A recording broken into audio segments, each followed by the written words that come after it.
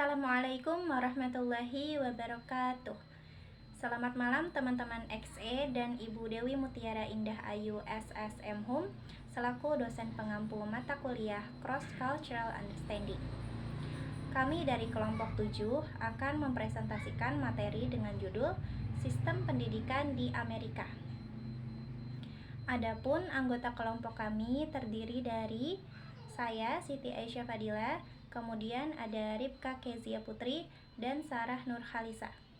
Pada presentasi ini, kami akan membahas bagaimana sistem pendidikan di Amerika, mulai dari latar belakangnya, perkembangan dunia pendidikan di sana, jenjang pendidikannya, karakteristik, hingga perbedaan sistem pendidikan di Amerika dengan negara lain. Baik, kita mulai dari pembahasan pertama, yaitu latar belakang pendidikan di Amerika. Sistem pendidikan di Amerika Serikat dirancang untuk memberikan kebebasan belajar kepada siswa.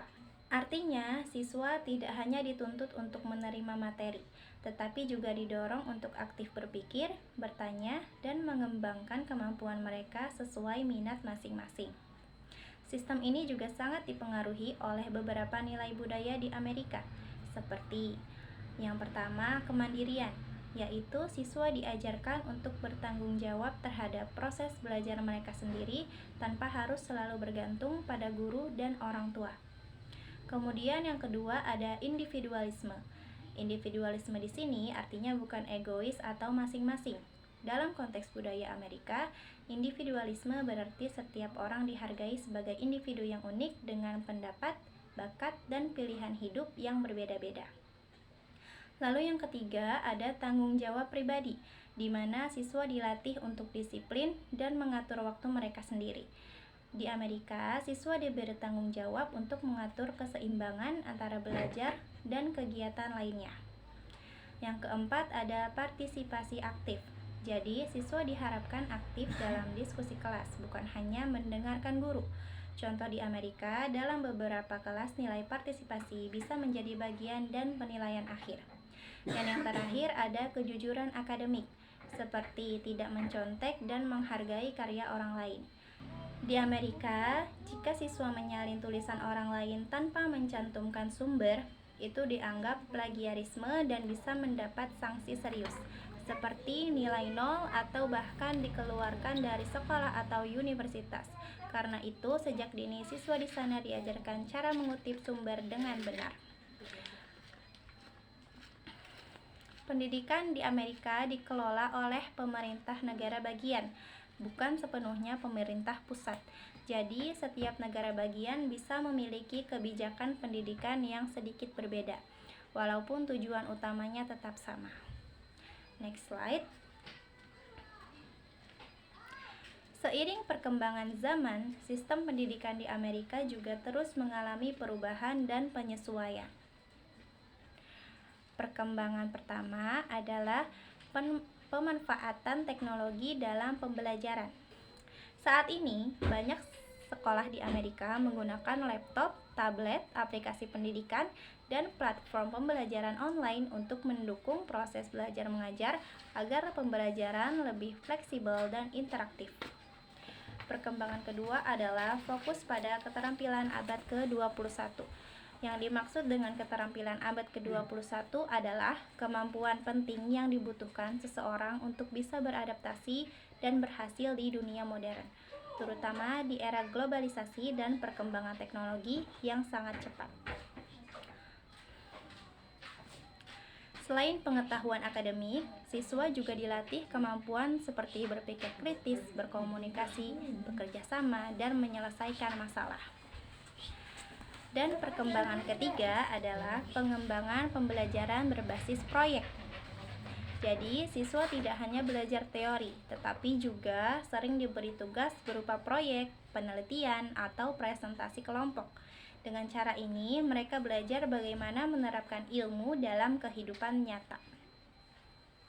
Baik, untuk slide selanjutnya akan disampaikan oleh rekan saya, Ripka Kezia Putri. Jenjang pendidikan yang ada di Amerika. Yang pertama dimulai dari preschool atau pre-kindergarten, dimulai dari usia 3 tahun sampai dengan usia 5 tahun. Kemudian ada elementary school yang dimulai dari usia 6 tahun sampai dengan usia 11 tahun. Setelah itu ada middle school atau biasa disebut dengan junior high school yang dimulai dari usia 11 tahun sampai dengan usia 14 tahun. Setelah itu ada high school yang dimulai dari usia 14 tahun sampai dengan 18 tahun. Setelah itu ada higher education, umumnya diselesaikan dalam 4 tahun. Setelah itu ada master degree, durasinya 1 sampai dengan 2 tahun. Setelah itu ada doctoral degree, yaitu dengan durasi 3 sampai dengan 5 tahun atau lebih. Pendidikan di sekolah Amerika.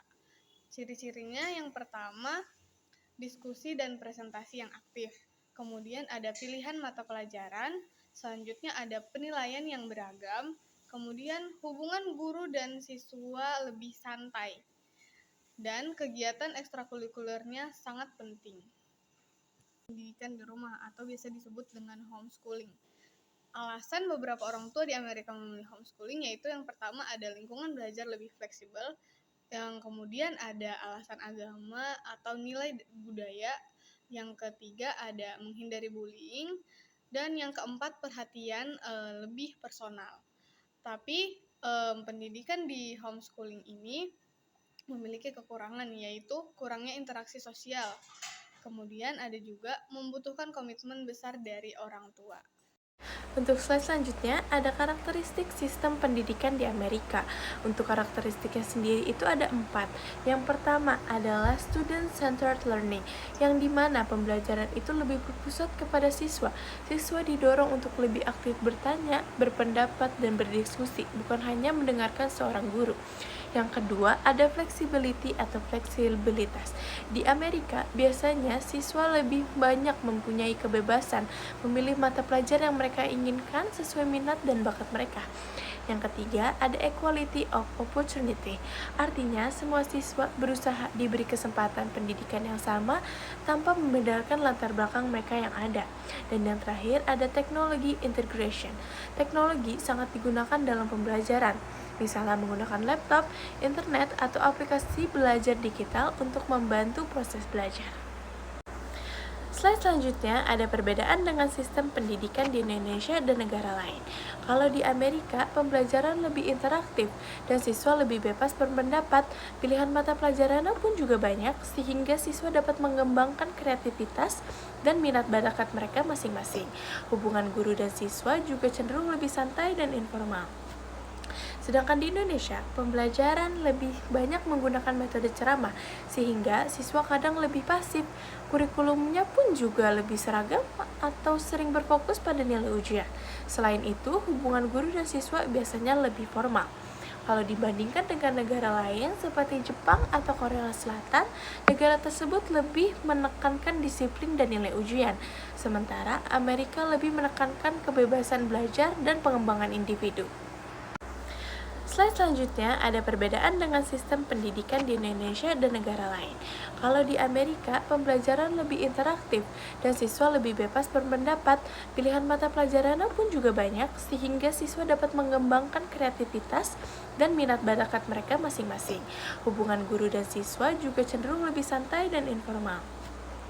Sedangkan di Indonesia, pembelajaran lebih banyak menggunakan metode ceramah, sehingga siswa kadang lebih pasif.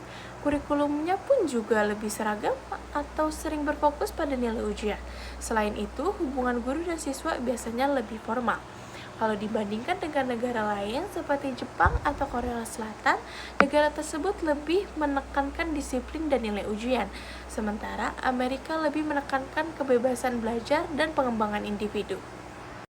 Jadi, dapat disimpulkan bahwa sistem pendidikan di Amerika lebih berfokus pada kebebasan belajar, pengembangan karakter, kreativitas, dan kemampuan berpikir kritis siswa. Walaupun masih memiliki tantangan seperti perbedaan kualitas antar sekolah, sistem ini tetap memberikan banyak kesempatan bagi siswa untuk berkembang sesuai minat dan potensi mereka. Dengan memahami sistem pendidikan di Amerika, kita bisa melihat bahwa budaya suatu negara sangat mempengaruhi cara belajar dan mengajar.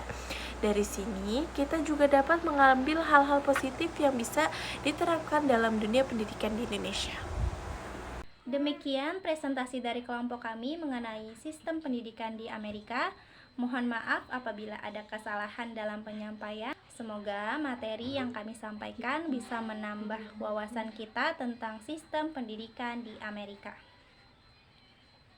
Terima kasih atas perhatiannya. Wassalamualaikum warahmatullahi wabarakatuh.